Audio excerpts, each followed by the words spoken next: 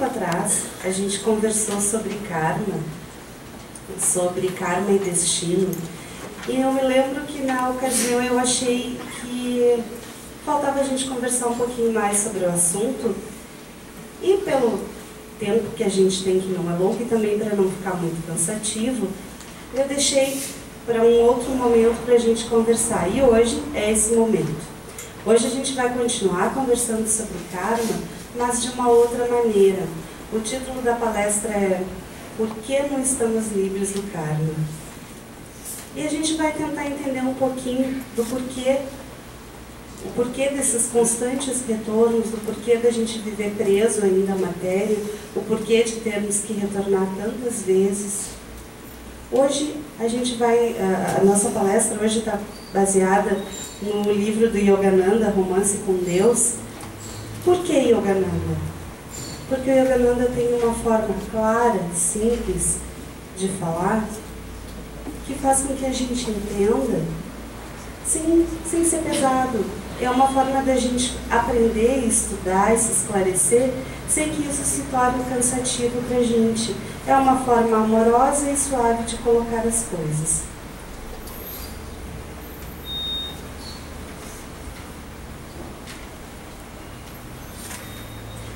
Só para a gente relembrar. Karma. O que é karma?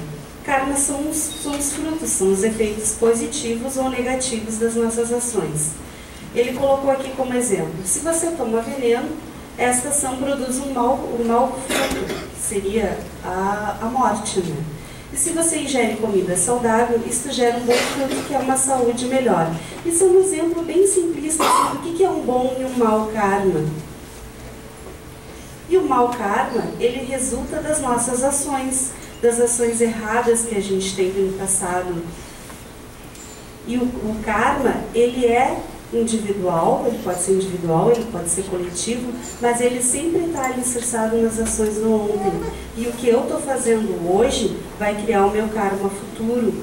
Então a gente não pode viver sempre naquilo de que eu estou espiando o karma passado e não pensar no que eu estou criando para mim hoje. Porque o que eu estou criando para mim hoje é o que eu vou viver amanhã, numa futura encarnação, em outro momento da minha existência.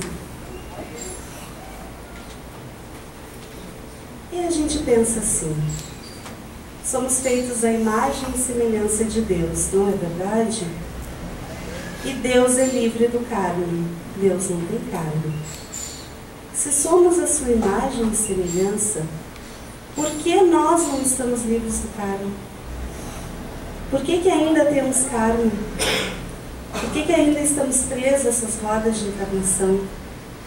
Por que será, hein?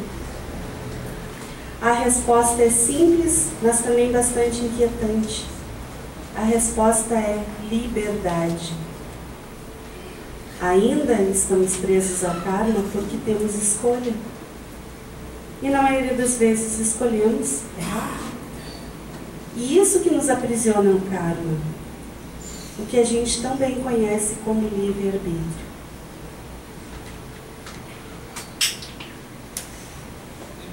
A dor é a maior maldição da alma. Para quem sofre, ela é insuportável. Seja essa dor física, seja essa dor da alma, uma dor emocional, não importa. A dor, quando estamos vivendo ela é insuportável. E por que a gente precisa conviver com a dor? Por que a dor faz parte da vida da gente? Existem 3 fatores muito importantes por trás do sofrimento humano. O primeiro deles é a ilusão. O segundo deles é o efeito das nossas próprias ações, que a gente chama de karma. E o terceiro dele é o efeito das nossas ações ligadas ao coletivo, ou seja, karma coletivo. Hoje a gente vai conversar um pouquinho mais sobre esses 3. A gente vai conversar um pouquinho mais sobre karma coletivo, que é uma coisa que todo mundo sabe que existe. Existe o karma individual, existe o karma coletivo, mas em geral, quando é que a gente lembra que existe um karma coletivo? Quando vocês acham que a gente lembra que existe um karma coletivo? Quando muitas pessoas desencarnam vários incidentes. As grandes catástrofes nos lembram do karma coletivo. Mas será que é só isso? Bom, recentemente a gente teve uma história bastante trágica aqui no sul do país, que foi aquele incêndio na boate, em que morreram muitos jovens, e isso criou uma comoção muito grande, não tanto pela dimensão da tragédia, quanto pela idade das pessoas envolvidas. E eu lembro que nos dias subsequentes à tragédia, eu ouvi muitas pessoas falando em karma coletivo. E todo mundo deve ter ouvido isso. Foi uma expiação, uma queima de karma coletivo. Mas a nossa vida, o nosso dia a dia, ele também é gerido pelo nosso karma coletivo. Mas nem todos nós desencarnamos em eventos coletivos. A maioria de nós desencarna e vai desencarnar pela ação do nosso próprio karma individual e não pelo nosso karma coletivo. Digamos que a regra seria o nosso karma individual, pessoal, e a exceção o karma coletivo. Uma forma simples da gente entender. Por quê? O karma coletivo, ele rege não só o lugar onde a gente vai nascer, o país, as condições climáticas, a política, a religião, a cultura, tudo isso está ligado ao quê? Ao nosso karma coletivo. Por que nascemos no Brasil e não na Bulgária? Porque somos gaúchos e não somos cearenses? Por quê? Porque o nosso karma coletivo assim nos distribuiu. Por quê? Não existem coincidências nem aleatoriedade. Tudo é determinado por uma lei de causa e efeito. O que determina para onde eu vou é a afinidade com determinado grupo de pessoas. Nós estamos aqui todos reunidos hoje porque fazemos parte de uma coletividade que tem um karma em conjunto. Todos nós fazemos parte de um grupo que tem um karma coletivo. Vamos desencarnar em uma tragédia coletiva? Provavelmente não, muito provavelmente não. Porque o nosso karma nos colocou em um país em que o clima é ameno. Aqui não temos vulcões, aqui não temos terremotos, salvo alguns temporais. Nosso clima é maravilhoso. Esse é o nosso karma coletivo. Mas às vezes a gente se queixa, a política é ruim, o inverno é frio, o verão é muito quente. Assim determina a lei.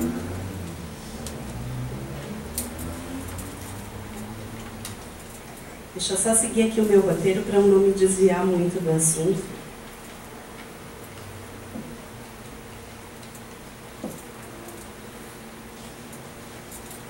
Vamos falar um pouquinho sobre a ilusão. A ilusão, que é uma das maiores causas da nossa dor. A ilusão, gente, a ilusão nasce com a identificação que a gente tem com o corpo.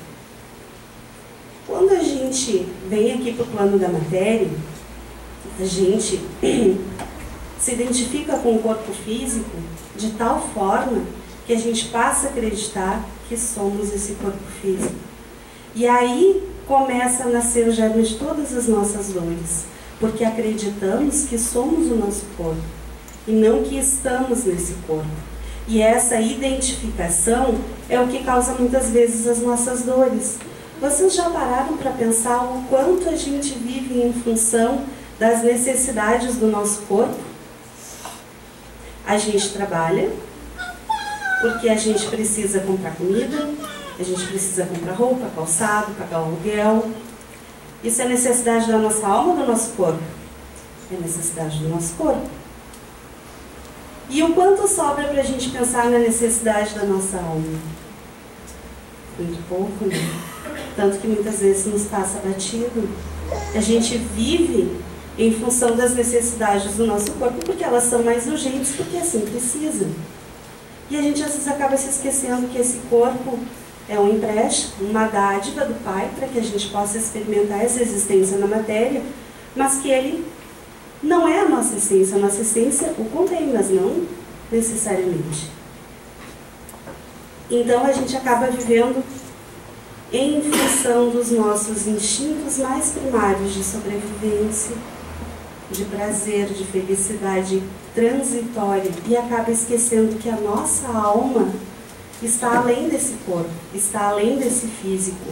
E a identificação com a dor vem dessa identificação com a matéria, com o corpo físico. Quando a gente não consegue desvincular o nosso corpo da nossa alma, a gente acredita que somos esse corpo. Talvez aí esteja um dos grandes mistérios para a gente, um assunto que é difícil a gente conversar, e até não é muito natural para mim falar sobre isso também, para mim não é muito natural, que é a morte. Como a gente tem dificuldade em falar sobre a morte? Quando uma criança é pequena e nos cabe a função de educá-la, como é difícil para a gente explicar para ela que as pessoas morrem. E como é que é o outro lado, que a morte não é o fim.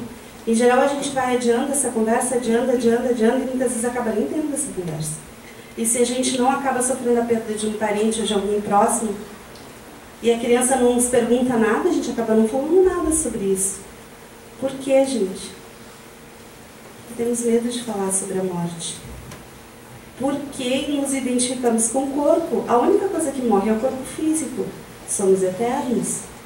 As dores pertencem ao corpo físico, as doenças pertencem ao corpo físico. A alma não. Mas essa identificação exagerada que a gente tem com o corpo é que causa muitas vezes as nossas dores. E aí também reside a nossa dificuldade de entender a partida das pessoas que a gente ama e a nossa própria partida. Quando nos vemos assim na iminência de deixar esse plano por uma doença, ou até mesmo porque estamos envelhecendo, a primeira coisa que vem à cabeça que eu observo é negação e a não aceitação. Culpamos a tudo e a todos, a Deus, aos médicos, ao tempo, a tudo. Existe um culpado, gente? Não. Existe sim talvez um responsável por abreviar nossa passagem por aqui, que somos nós mesmos. Se a gente não cuidar com carinho desse corpo físico, ele vai se exaurir antes do tempo e consequentemente retornaremos ao plano espiritual antes do programado. Porque também é nossa responsabilidade cuidar, amar e proteger esse corpo, porque precisamos dele aqui. Mas não cultuar exageradamente o corpo. Não viver em função do corpo, mas sim tendo respeito por ele, porque é uma necessidade nossa. Quantas pessoas, quantos seres, pessoas como nós, só que sem um corpo físico, estão aguardando a oportunidade de um corpo para poder vir para cá, para poder se experimentar, para poder se melhorar, para poder resgatar seu karma pessoal, seu karma coletivo. Quantos e quantos espíritos estão implorando por uma chance aqui na matéria? E a gente aqui na matéria muitas vezes acredita que é só isso, que só temos esse momento.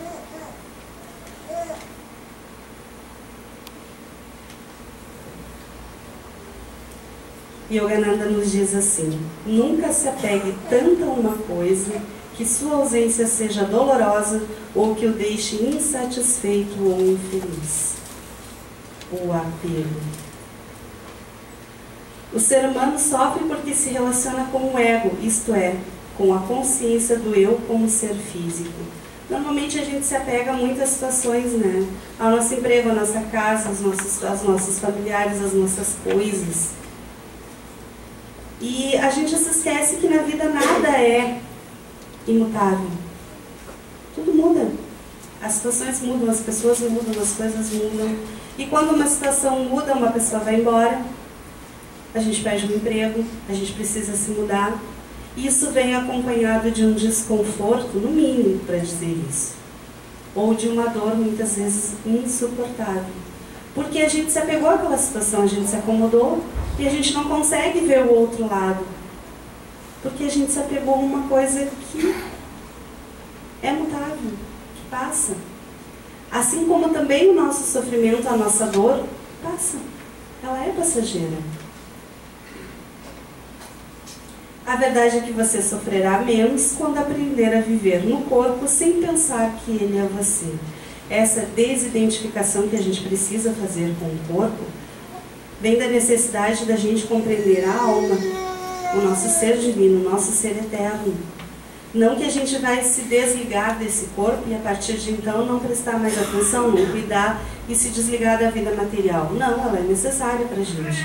Apenas a gente precisa ter consciência de que este momento aqui é apenas um instante na nossa existência. E que a gente não é esse corpo, a gente está nesse corpo.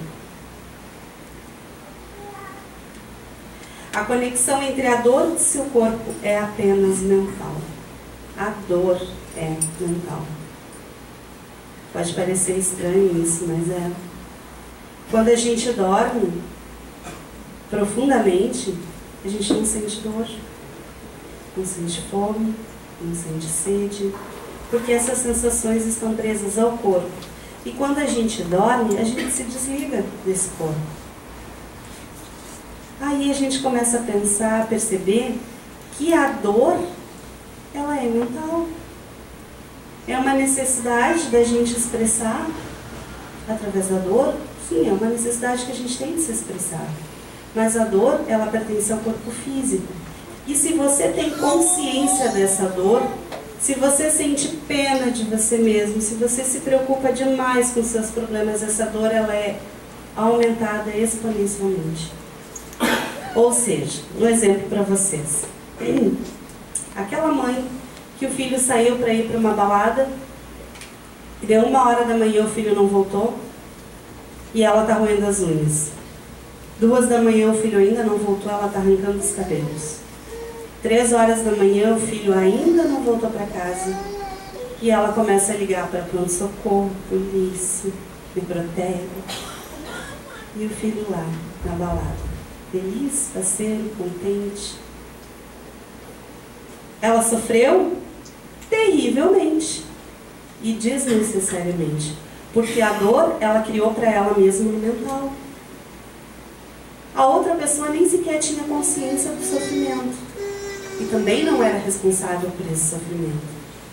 Quando a gente se apega demais às pessoas, às situações e às coisas, a gente cria ilusões que acabam nos trazendo o que na contrapartida? A dor. Quando temos um problema grave que não podemos resolver ou estejamos doentes, o que a gente pode fazer, gente? Ter confiança em Deus, ter confiança na gente mesmo, acreditar que amanhã as coisas vão se resolver. Não se desesperar com a situação, nem se desesperar achando que tudo vai ter um fim, vai acabar quando eu morrer. Não funciona assim. Continuamos a existir depois do corpo físico, levando todas as nossas impressões daqui, os nossos medos, as nossas conquistas, as nossas dores, as nossas mágoas.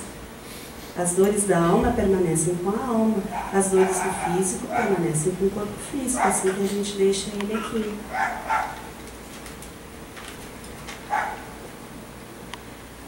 A razão da gente temer tanto a morte vem dessa identificação com o corpo e com o fato da gente não ser preparado para morrer. Por consequência, a gente também não é preparado para viver. A gente vive achando que não vai morrer nunca, que não vai acabar nunca. E quando a gente percebe que esse tempo está acabando, a gente se desespera, a gente não aceita, a gente não entende que isso é apenas um momento. A alma da gente é eterna, ela é perene. E a gente passa por essas experiências aqui na Terra, para quê? Para a gente aprender, para a gente crescer, para a gente evoluir, para a gente espiar o nosso karma, seja ele coletivo ou individual, para a gente responder pelas nossas ações e aprender com isso, porque o nosso aprendizado, ele vem disso, da reação que a gente tem na contrapartida das nossas ações. Se a gente fizesse as coisas e não houvesse nenhuma consequência, a gente aprenderia? Não. A gente insistiria no erro interminavelmente. Como a gente sabe que existe uma consequência, ou quando a gente começa a perceber que existe uma consequência, quando a gente começa a ter noção do karma, a gente começa a pensar, não, isso eu não posso fazer. Eu não quero esse karma para mim. Aí a gente começa a rever as nossas atitudes. A gente começa a se reposicionar na vida e a repensar o que a gente está fazendo. E isso é crescer. Tu começa a perceber que o que tu fizer vai ter um retorno.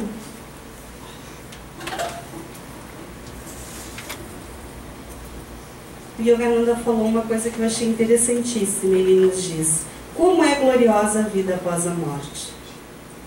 Você não terá mais que carregar para cá e para lá essa velha mala de ossos com todos os seus problemas. Não há nada a temer na morte. E é verdade, gente. Esse corpo físico, esse equipamento que a gente usa para cá, a gente não leva com a gente. A gente não leva os nossos bens, a gente não leva os nossos carros, as nossas casas, a gente não leva nada. Nem o corpo. Fica tudo aqui. O que a gente leva? O que a gente viveu, o que a gente aprendeu. O nosso karma positivo e o nosso karma negativo. Isso sim a gente leva. A gente leva para a existência após essa vida e a gente vai trazer para a outra vida. É isso que vai definir os rumos da nossa própria existência. As nossas boas e más ações.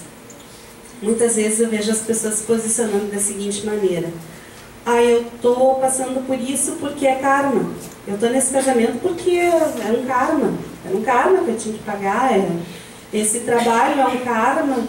E aí as pessoas se colocam numa posição de vítima. Não mudam a sua vida, passam o tempo todo infelizes. E se esquecem que todo karma pode ser modificado, mudado com as nossas ações.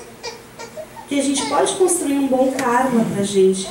E que a nossa vida pede ações. E que a gente deve se encaminhar e não se vitimizar pelas situações. Que a gente tem que aprender a conviver com as coisas que tem na nossa vida. Bom, se este casamento, se essa situação, se esse emprego, se tudo que eu tenho na minha vida não é o suficiente para me trazer aquilo que eu preciso, eu tenho que buscar essas situações para mim e não me vitimizar por ela. Nenhuma dor, gente, deve nos colocar inertes perante a vida. E a gente também não deve cultuar a dor acima do intolerável.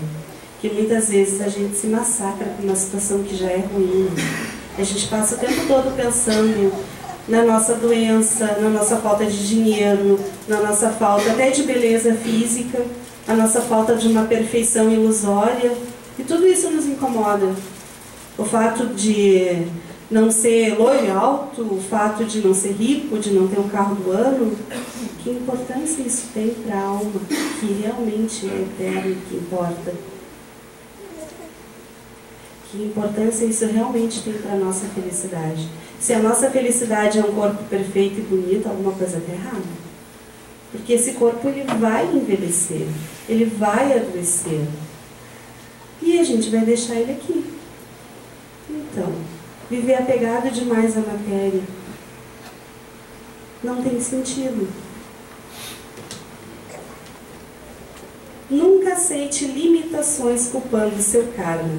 É preciso criar um bom karma para destruir o mau karma. O karma não é imutável, gente. Existem sim situações pelas quais a gente precisa passar, sim. Mas muitas vezes essas situações podem ser amenizadas ou até mesmo superadas quando se tem condições ou quando se cria condições para um bom karma. Ou dharma, como a gente chama, né? Que são as nossas boas ações. E muitas vezes um karma ele é acentuado, ele é potencializado pelas minhas atitudes.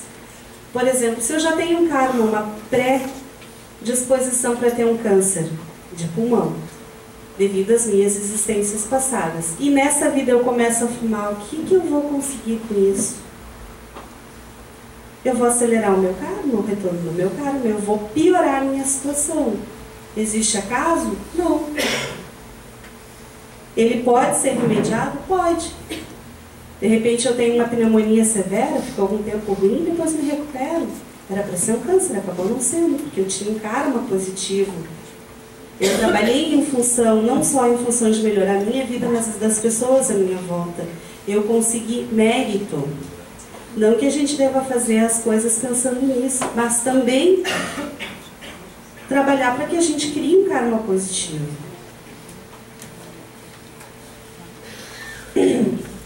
Para finalizar, eu só gostaria de deixar um recadinho para vocês. Nunca se entregue à dor e aos problemas. Nada nessa vida dura para sempre. Nem as nossas dores, nem os nossos problemas, nem a nossa falta de dinheiro, a nossa falta de saúde, nada dura para sempre. Amanhã a gente vai ter um novo dia, uma nova oportunidade. Seja num outro corpo físico ou ainda neste corpo físico. A gente sempre tem a oportunidade de reescrever a nossa história, de mudar o nosso destino, de construir um karma melhor pra gente hoje e amanhã. Bom, gente, a nossa conversa fica por aqui hoje.